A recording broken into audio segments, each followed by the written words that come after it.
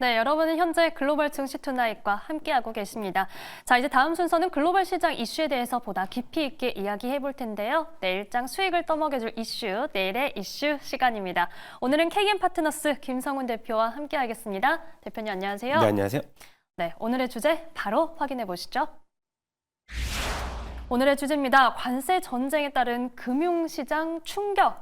정말 말 그대로 충격입니다. 멕시코, 캐나다에 대한 관세가 발효되면서 에이, 협상용 카드일 거야 하는 해석이 완전히 좀 꺾이는 그런 모습입니다. 이렇게 되면은 미국 경기 입장에서도 좀 위험한 거 아닌가? 이런 생각이 들기도 하는데 어떻게 보세요? 네, 지금 보니까 관세 전쟁에 돌입하면서 사실은 이제 위험 자산으로 분류되고 있는 주식시장이라든지 네. 아니면 비트코인 시장에서도 크게 충격파가 이어지면서 그렇죠. 사실 변동성이 굉장히 확대되는 상황이고 일단 비트코인부터 살짝 말씀을 드리면은 이 트럼프의 소셜 미디어에서 전략 자산에 대해서 이번에 이제 7일이죠. 크립토 이제 서밋이라고 해서 일단 이 전략적 비축 자산을 공식화하는 이제 날로 우리가 한번 집중을 해봐야 되는데 리플이라든가 이제 솔라나 카르나도를 포함해서 이게 보면은 제가 말씀드린 게 다 미국산 코인이거든요. 이더리움 같은 경우 러시아산 코인이잖아요. 그래서 네. 이것도 사실 코인도 미국의 우선주의가 어느 정도 이제 그 입김이 부러진 거 아니냐 해서 비트코인도 최근에 보면은 8만 달러 선이죠. 붕괴된 이후에 9만 5천 불까지 올라갔다가 현재로서 다시 폭락하는 상황에서 투자하기에 대한 그 굉장히 위험적인 자산으로 다시 이제 분류가 되는 상황이고 일단 지표를 이제 보자면 어저께 네. 발표된 제조업 PMI 지수를 좀 살펴봐야 될 것 같은데 네. 제조업 PMI 지수만 보더라도 이 제조업 경기의 위축 국면으로 돌입을 했다라고 이제 결론적으로 말씀드리고 싶은데요. 제조업 PMI가 50.3을 기록했죠. 일단 내막을 좀 살펴보면 관세가 3월 이제 초까지 아직 발효되지 않은 상황에서 제조업 PMI의 이제 위축을 우리가 살펴본다면은 신규 주문이라든가 고용 지수가 일정 부분 각각 하락을 했고요. 반면에 가격 지수만 상승했는데 아까 말씀드렸듯이 관세에 대한 발효 이전부터 현물 가격에 대한 인플레이션 공포감 때문에 이미 약 바닥에서 보니까 20% 이상 상승폭을 기록했다는 점이 고무종이고 사실 주요 항목들은 둔화됐는데 헤드라인 지수를 지탱한 하나의 항목 중에 요인 중에 배달 소요 시간이라고 있습니다. 이제 우리가 화면에서도 보시다시피 이 배달 소요 시간은 원래 수요가 급증하면서 공급자로부터 납품되는 소요 시간이 길어질 때 이렇게 배달 소요 시간이 상승을 하는데 네. 최근의 흐름에서 보면은 수요가 위축된 속에서 나타났던 점이 향후에 잠재적인 이제 관세 부과 가능성 때문에 공급 업체들과의 가격 협상 과정에서 납품이 지연되면서 배달 이 소요 시간이 길어지는 이례적인 상승이라고 본다면은 이것을 전체적으로 우리 결론 내리면 실질적으로 관세로 인한 제조업 경기 위축 정도가 더 크지 않았을까. 그래서 이 아까 말씀드렸던 배달 소요 시간이 상승했다는 것은 이것이 수요의 증가 때문에 이렇게 이어졌다는 것이 아니고 관세 때문에 상승했다는 점에 비춰봤을 때는 경기 위축에 대해서 체감적으로 더 위축 상황이 커질 수밖에 없지 않겠느냐. 그렇게 좀 안 좋게 해석을 해야 될 것 같고요.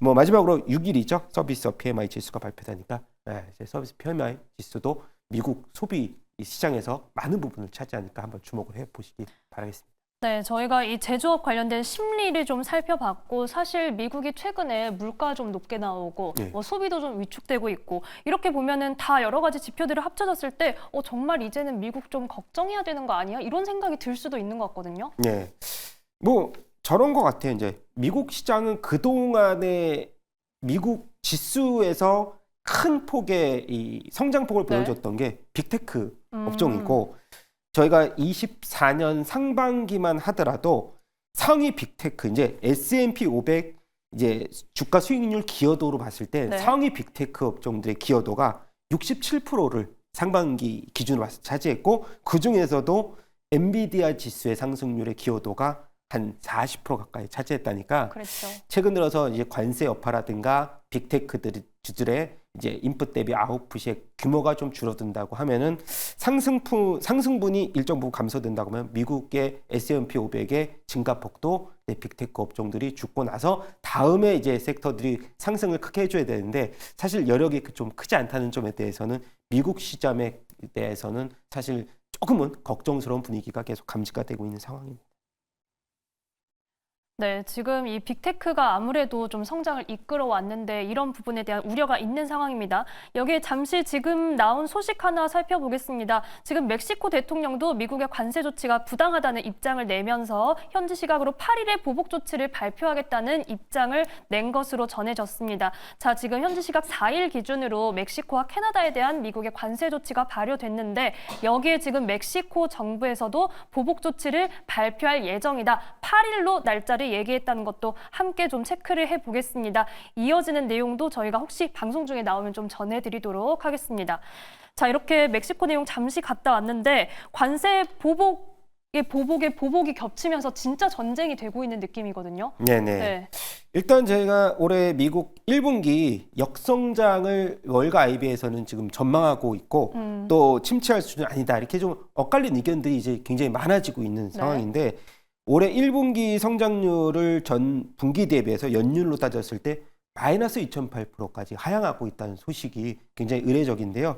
일단 미국의 작년 GDP 성장률은 2.3%. 그래서 작년에 2분기가 3.0에서 3분기가 3.1, 그다음에 4분기가 2.3, 이번에 마이너스 2.8까지 하향이 되고 있는 상황에서 지금 현재로서는 트럼프 이제 그 대통령 후보 시절이죠. 공략했던 고율 관세가 현실화되는 상황에서 본다면은 지금 물가는 뛰고 수출은 계속해서 정체될 것이라는 예상을 계속하고 있는 상황이고 지금 보니까 GDP 나우에서는요. 개인 소비 지출 PCE 같은 경우도 증가율 전망치를 종전의 2.2%에서 일단 3월 4일 날 발표된 거는 0%로 이제 개인 소비 지출 증가율도 계속해서 하향 조정되고 있다는 상황까지 우리가 알고 있다라고 하면 현실적으로 봤을 때 지금 이 관세를 부과하는 행정명령에 계속 서명을 하면서 본격적인 관세 전쟁에 포문을 연다면은 사실상 이런 지표들에 대한 역성장도 우리가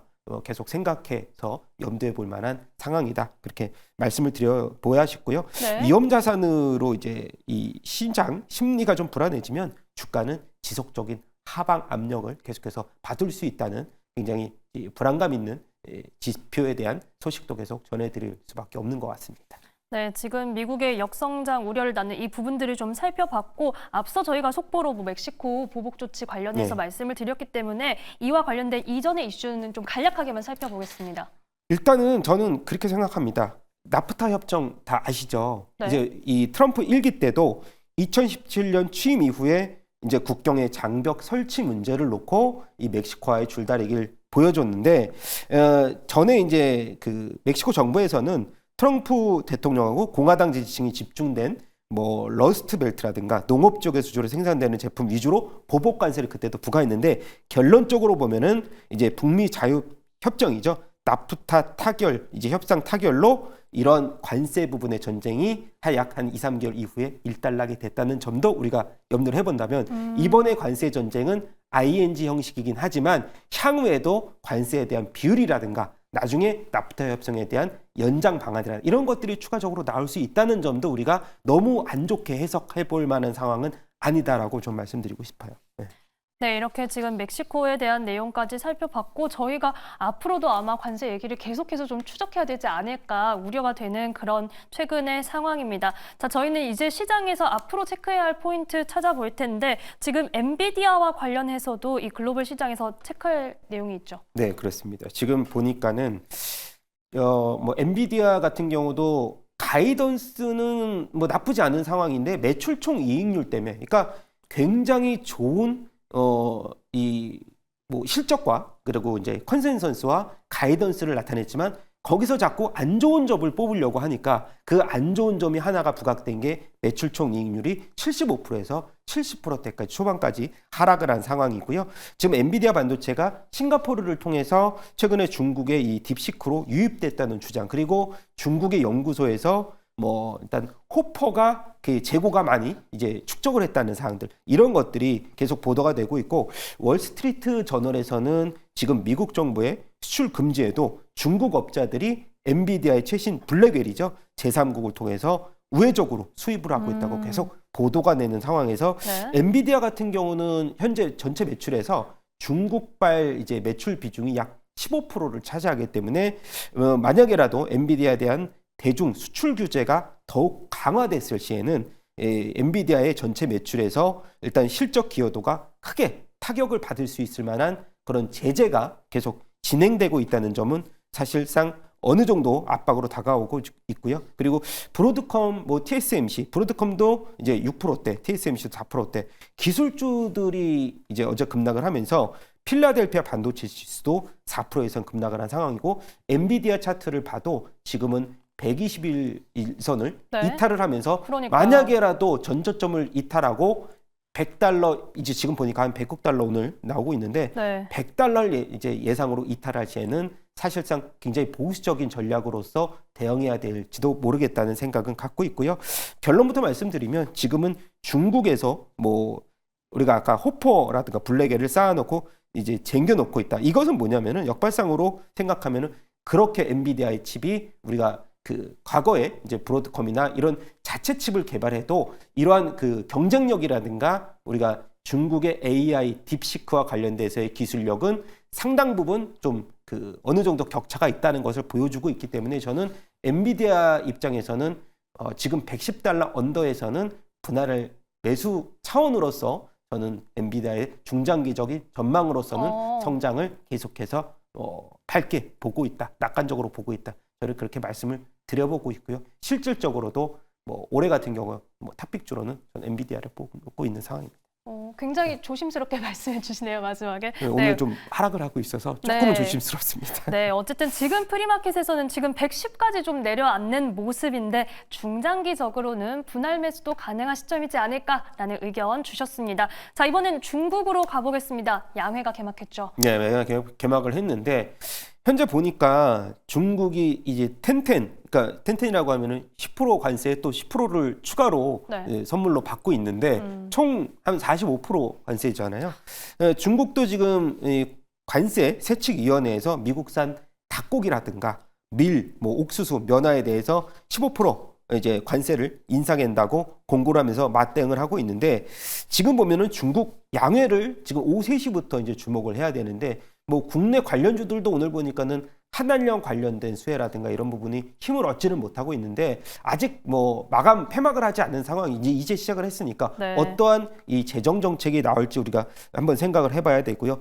이구환신, AI에 대한 적극적인 정부의 투자 그리고 중국 양회에서 구체적인 내용은 예년에 GDP 대비해서 재정 적자 비율을 3%에서 한 4% 정도 높이면서 재정의 지출을 늘릴 예정이라고 앞서서도 말씀을 했었고요. 중국의 이제 중신증권에서는 지금 특별국채 규모가 기존보다 많은 한 902조 원에 달할 수 있다라는 보고서를 앞전에 낸 상황입니다. 그래서 지금 현재로서 중국은 지속적인 물가 하락을 경험을 하고 있고 그것을 해소해 나가기 위한 내수 활성화 대책이 꼭 필요한 상황이고요. 현재로서는 실제로 2년 평균으로 봤을 때 물가 상승률이 연속적으로 0.2% 턱선까지 낮아지고 있는 상황입니다. 그래서 최근에 보니까 중국의 텐센트라든가 알리바바 주가 지수가 많이 올라갔죠. 그래서 인공지능 모델인 딥시크 출원 계기로 해서 죄송합니다. 그래서 지금 보면은 현재로서 민간의 경제적 지원이라든가 AI의 적극적인 지원이 이루어진다라고 하면은 중국 시장의 추가 상승 여력도 충분히 가능하다고 저는 긍정적으로 보고 있는 상황입니다. 네, 양회가 지금 다음 주 초까지 이어지니까요. 여기에서 나오는 뉴스들 저희가 계속해서 확인을 해봐야 될 것 같습니다. 자, 마지막으로 지금과 같은 시장에서 우리 포트폴리오는 좀 어떻게 구성하면 좋을지 전략 부탁드립니다. 네, 글로벌 월가에서도 지금은 미국을 둘러싼 조정 장세는 좀 길어질 수 있다고 평가가 많이 내려지고 있어서 빅테크 업종의 저점 매수 전략보다는 경기 방어주 중심의 보수적인 포트폴리오를 많이 권장하고 있는 상황이고 어제 같은 경우도 대표적인 경기 방어주였죠. 버라이즌이라든가 코카콜라, P&G 그리고 필수 소비재 쪽이 한 1% 이상씩 상승을 해줬고요. 그리고 대표적으로는 이 제약바이오주들 이제 존슨앤존슨, 암젠 이런 이 다우지수의 낙폭을 일정 부분 제한해주는 제약바이오 쪽인데 저도 거기에 동참해서 이제 오늘 말씀드릴 종목은 간략하게 이제 일라이릴리라든가 노보노디스크 시장 지배력이 지속이 되고 그동안에 좀 그 악재로 여겨졌던 공급에 대한 부족이 일정 부분 해소가 되면서 주가 지수도 보니까 바닥에서 한 20% 이상씩 상승을 해주고 있더라고요. 그래서 최근에 보면은 글로벌 매출 전망 일라이릴리하고 노모노디스크 평균을 보니까 2030년까지 과거의 이제 이전 전망보다 매출이 38% 이상 상향된 수치의 레포트들이 조금 나오고 있다는 점도 한번 주목을 해주시면 좋겠고요. GLP-1 시장에서는 2030년까지 고속 성장을 보여주고 있는데 일라이릴리가 시장 점유율이 48%, 노보노디스크가 45%에서 소폭 일라이릴리가 근소한 차이로 앞설 것이다라는 평가를 내려주고 있고, 그리고 당뇨 비만 치료제 시장은 다수의 제약자들이 시장 진입을 노리고 있지만은 두 종목의 이런 진입 장벽이 워낙 크다는 평가와 함께 주가의 랠리가 지속적으로 상승 가능성들, 회복 가능성들에 초점을 한번 맞춰서 우리가 매매 전략으로 이런 두 종목 정도는 일정 부분 포트폴리오에 넣어보는 것도 중요한 투자 전략이다, 이렇게 말씀을 드려보고 싶습니다. 네, 일라이릴리, 노보노디스크까지 살펴봤습니다. 오늘은 KM 파트너스 김성훈 대표와 함께했습니다. 고맙습니다.